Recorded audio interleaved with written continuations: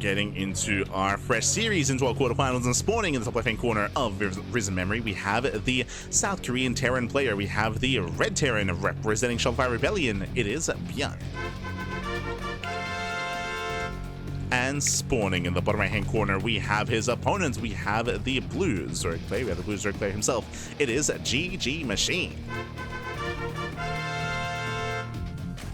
And if you're in the chats, predictions are now open. Place your bets on who you think will claim the series. Best of luck in the chat as we get into Risen Memory, as we get into Game 1, as we get into our TvZ. Coming into this, ByuN is one of the favorite players to potentially win the entire tournament, but there are some big names, there are some heavy hitters, and he is favored to make it even further in said event. GgMaChine, he already caused, I would say, a bit of an upset. Took down Geralt. Can he do the same to ByuN? As welcome to Risen Memory. Again, this is a crazy map in the map pool. We have our main base, we have our natural. The natural entrance is quite wide, actually. You can even knock down these rocks to make it even wider as well. There is some high ground, but the high ground is a little bit further back, so not the most offensive natural is what I will say. You can also set up tanks on low ground that can get within range of the gas geyser. Likewise, if we do head on over to the right hand side, the third base layout and the fourth base layout, just the base layout is crazy. it's very unique. It's very unique. That's why I mentioned before that I had a really hard time, like when it came to the judging process, when it came to like rating and ranking these maps, it was a little bit more difficult here for Risen Memory just because it's so different. So you have this elevated high ground outside of the third, and technically this position does protect your natural and your third base, kind of. You can set up tanks, right? You can set up tanks here on the high ground, you can set up a siege position, and you can protect the alleyway here, the pathway coming in towards the right hand side. But there's also this big entrance on the top side as well. You can knock down these rocks, you can just gain access from the top side, and there's another angle of attack here pushing into the third. Likewise, you can take the linear third base instead, which is also very open. It's just a really open map. Open third base, open fourth base, open fifth base. Like, again, they're just a lot more open. Even the natural is more open as well. So that's why I had a bit of a harder time. I'm like, is this taking a little bit too far here in just how much you have to invest to defend these bases? It's a bit of a more extreme map, for sure. Which isn't necessarily a bad thing, just something to bear in mind. Another big feature here, as we've been focusing a lot on the bases themselves back at home, is the area in between the bases in the center of the map, I should say. The area in the center of the map. Here we have a lot of high ground, a lot of choke points, a lot of ramps, a lot of tall grass as well to obscure vision. I would say that it is very difficult to actually engage an army in the center of the map. That is true. The map does open up closer to the bases, but in the center it's very congested. Very congested here. And it is more difficult for like a Zerg melee-based army to engage into the army just because of the terrain. But we'll get there. For now, we have our openers. We do have a standard opener here out of ByuN going for a 3cc into a 1-1-1. So standard opener out of our Terran player. Meanwhile, we do see a very fast lair. Oh my god, that is a 320 lair timing. We did not pull out gas. We did not pull out link speed, stays in gas, rushing into lair and taking more gases. It feels like one of two things. Either this is a Link Queen Nidus all in, 3 gases are indicative of Nidus play. Otherwise, we can take a 4th gas geyser, and this could be Muta play. To go into rush into Spire. Oh, there it is. 4th gas geyser. This has to be Mutas. Now, Muta play is a little bit more viable in the current patch because of the recent buff. Of course, the time that it takes to create to research the Spire is lower. So again, you can get into Spire play and Muta play a little bit faster here. That is true, but you are still so vulnerable to aggression. We'll see if GgMaChine can get away with it. We have seen some players attempt to play Muta in the recent patch and fail. Like, we've yet to see it succeed. Shin specifically, yeah, there's a Spire. As you mentioned, as soon as you saw the 4th gas geyser, it screamed Muta play. But Shin, he attempted to do this like 2 weeks ago, a week ago, 2 weeks ago against Nickrat, and Shin, he could not. It's like every time he tried to play Muta, Nickrat just shut him down so hard, was hyper aggressive with his bio play, was able to break his 3rd, break his 4th, break the Mutas. But it comes down to scouting as well, of course. ByuN doesn't know. ByuN has yet to scout. SCV ready.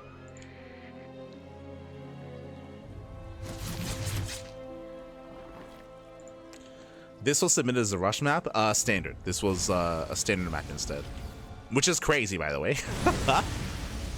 They made it to a standard. Nice control, takes down the tumor. does go down. I think I gave this map a 3. I think I gave it a 3.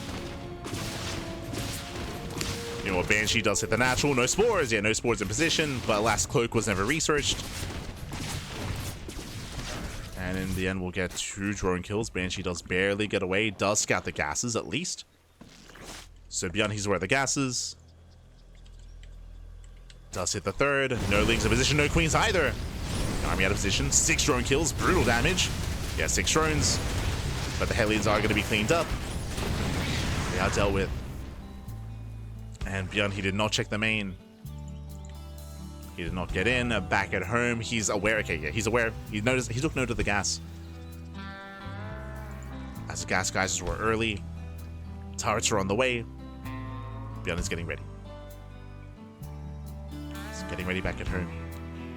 And it's going to be on ByuN to defend, to turtle up until a certain point, up until the upgrades finish up. So Stim, +1, combat shields. ByuN is in position.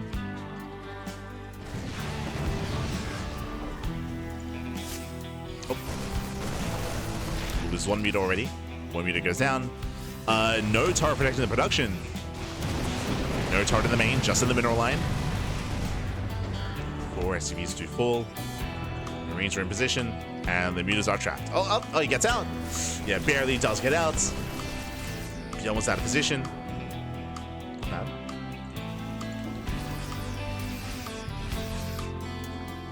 And so far, it's been okay. The mutas haven't really dealt any critical damage, but at the same time, they are containing ByuN. They're allowing GgMaChine to drone, to saturate, to build up his bases, to spread more creep, to have a bit of a more comfortable time back at home. At least a little bit. Meanwhile, how is ByuN reacting? He's going into ByuN. So 2nd factory is on the way, more Widow Mines in production. Armory is a little bit late here to get into 2-2.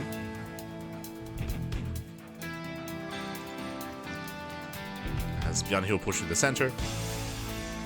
Mutas, they do hit the 3rd. ByuN is moving in.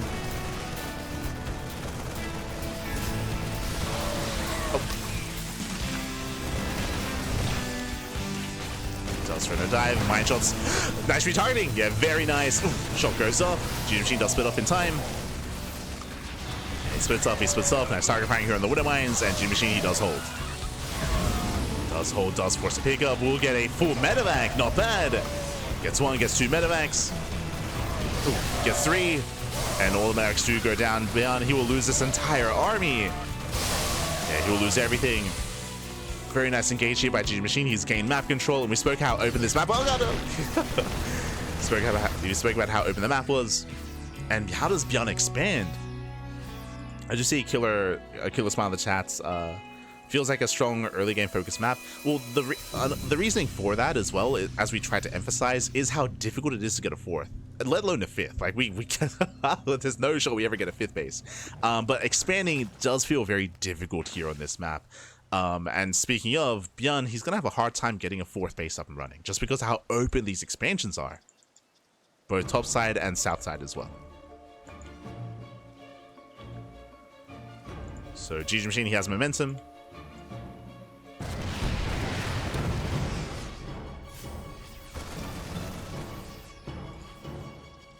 Oh, Maestro going up. Nice connection. Jesus. Takes down 2 meters. 2 meters go down. Behind this GgMaChine, he's getting up to a decent economy here. Up to 76. Almost a 4-base economy. Hive is on the way. This should be for eventually Ultra Tech. GgMaChine is getting there. ByuN is moving out. As I mentioned before, ByuN, he does want to fight here on the high ground with all this terrain. Ideally. But pushing into this creep, pushing out into the open like this, it's not easy for ByuN. Like, this is a very, like, how open this map is ideal for Zerg. And we collapse on the army. Oh, brutal mine connections. Banelings, they give chase, but there's not enough Lings. Yeah, not enough Zerglings. The Banelings, they're going down, they overextend. Better engage here for ByuN. And some miscontrol out of GgMaChine. Again, he should not have chased. And GgMaChine is in danger. He's in danger. Here comes ByuN. He's pushing right down mid. And there's barely any Banelings here. The base may just go down. Oh. Yeah, ByuN, he's going for the kill. He's going for the kill, going for the throat. Banelings, they don't quite connect. Yeah, nice splits, nice spread. More Banelings finishing up, all the mutas go down, and this base will fall. Yeah, ByuN can just keep pushing. GgMaChine, he had momentum initially, he had a decent start, but that fight in the center of the map did not go his way. Not go his way. He lost all of his Banelings. And because of how small this map is, because of the rush distance, I mean, ByuN can just hammer this home. Just rallies everything across the map, and GgMaChine, he is broken. Down to one fungal. So one fungal in the chamber. ByuN, now he can expand. Now he takes his fourth base after, you know, the fight had been won.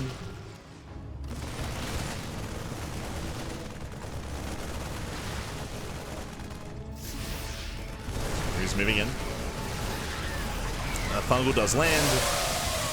We get a decent engage here for GgMaChine, but he just doesn't have the numbers on the supply. GG gets called, and ByuN, he takes game number 1. Whew. GG.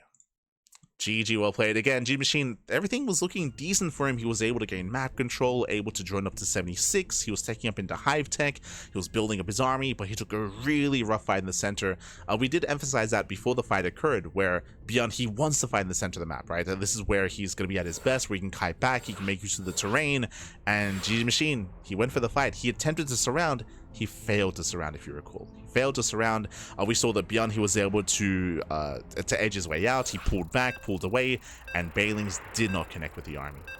And as soon as GgMaChine lost that fight, he lost the game. Did lose the game then and there, just because of how little time it takes to just rally across the map.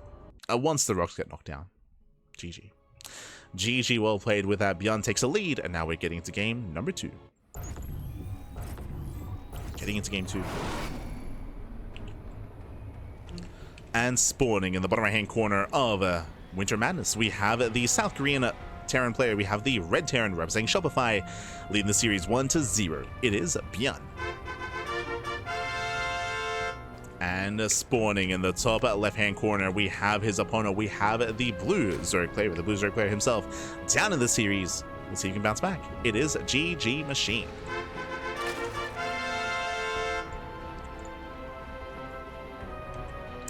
We go.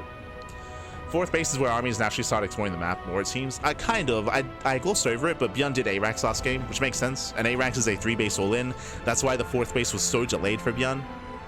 I do feel like ARAXs are would be the go-to in TvZ, specifically on Risen Memory, as it does kind of favor that more aggressive and assertive style. So it was a 3-base all-in out of ByuN. But it's also more favored against specifically Lingvane Muta, right? Against Muta play.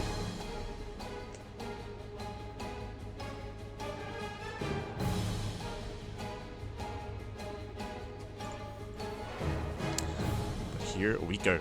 From here, we're settling in, and welcome to Winter Madness. Winter Madness is a much larger map, much more defensive here on 4 bases. We brought this up during the Geralt series, but really secured natural, 3rd, and 4th expansion.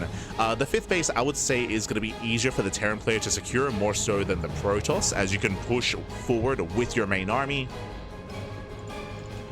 But that's only if we get that far, and I don't see it getting that far. We'll see. We'll keep an eye on our players. We'll see how we open up. We'll see if GgMaChine attempts to go into Muta again. You could argue that he would have a bit of an easier time getting into Muta play here on Winter Madness, as he has more breathing room, but at the same time, do you really want to go Mutas 2 games in a row?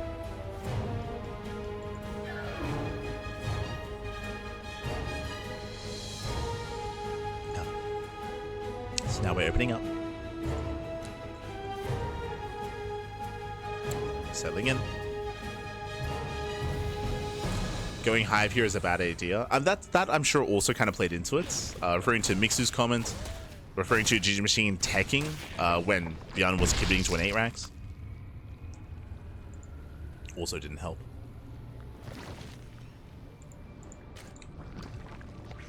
For sure.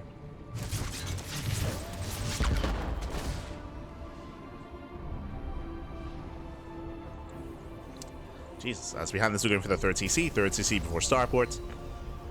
Economic opener out of ByuN. Makes sense, I mean, considering the map itself. considering Winter Madness.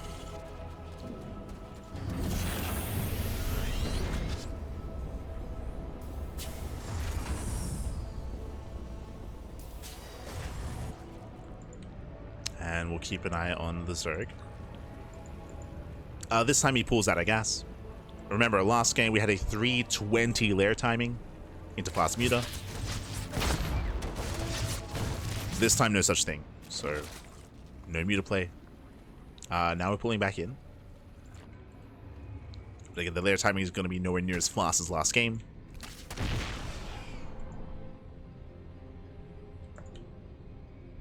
So we're slowing things down here, droning up.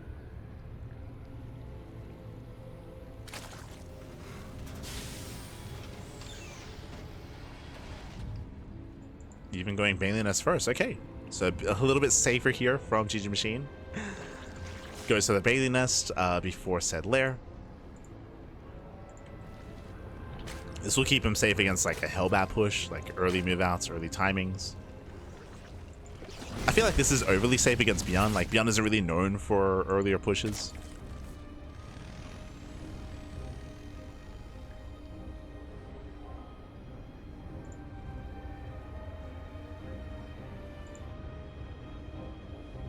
So lair has begun.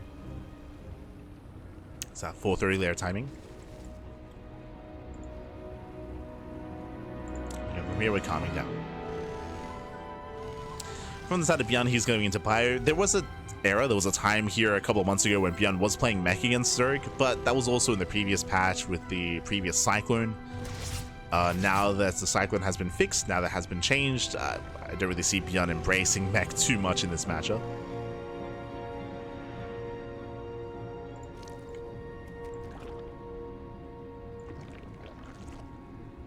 So getting into ByuN.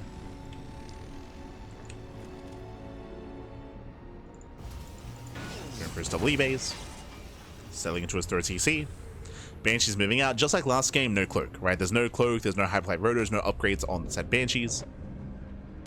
Moving out to harass, light commitment into said Banshee play.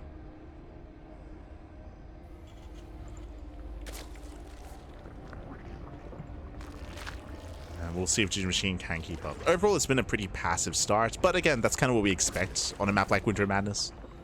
As you mentioned, like again, more Mac-oriented, larger. She's moved in. Got one so far.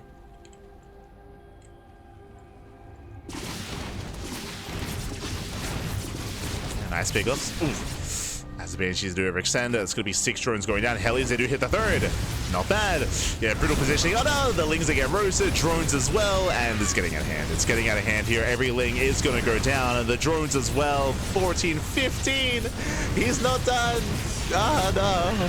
17 drones do fall, and this is critical damage. 20 drone kills. Not like this, papi. Not like this. Everything was just calming down. We were just chilling, enjoying the weather, and then bam, 20 dead workers. So a brutal start for GgMaChine. He's got a lot of redroning to do. He'll lose a lot of momentum, and here comes the main push. Here comes ByuN. While GgMaChine is redroning in a standard game, he should be making an army right now. We need more Ling Bane to survive against this, because here he comes. ByuN is pushing again. It's a 1-2 punch. Behind this, taking his gases, he's going for a second factory. He's building up into a 4th CC. Like ByuN, he's playing standard behind it. He's not going for an ARAX. He's not going all in by any means, but he has a lot of momentum. Here he comes. And coming back into tank range. Lings are being dealt with. And remember, this is not designed to kill, but he's just trading well. Just trading efficiently. Picking up Lings, reinforcing, and pressuring the 4th expansion. To the point where he might even just break it.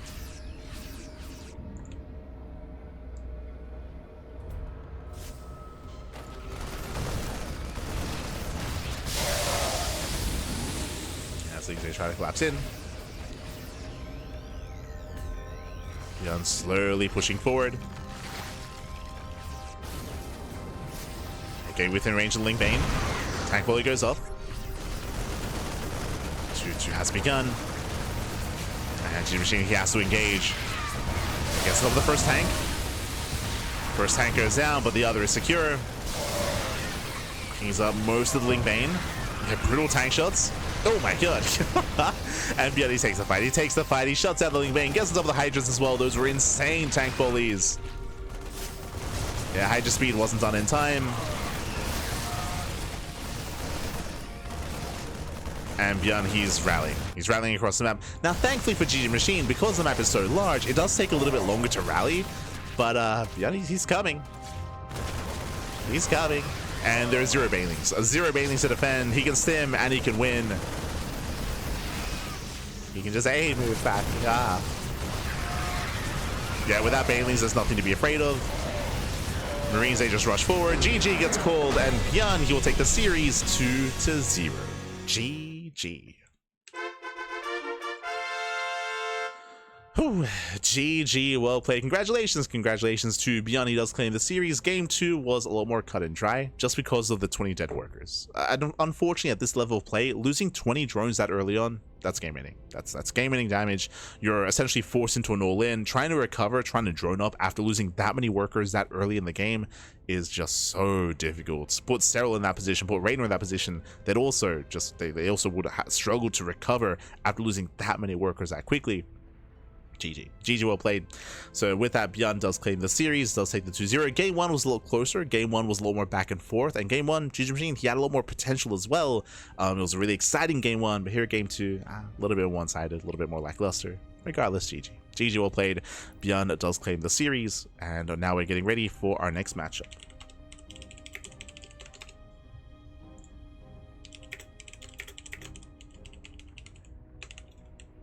Here we go.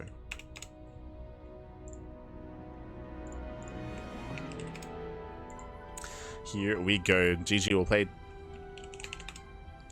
And with that, let's catch up on the brag. Let's figure out where we are and where we are headed. Oh.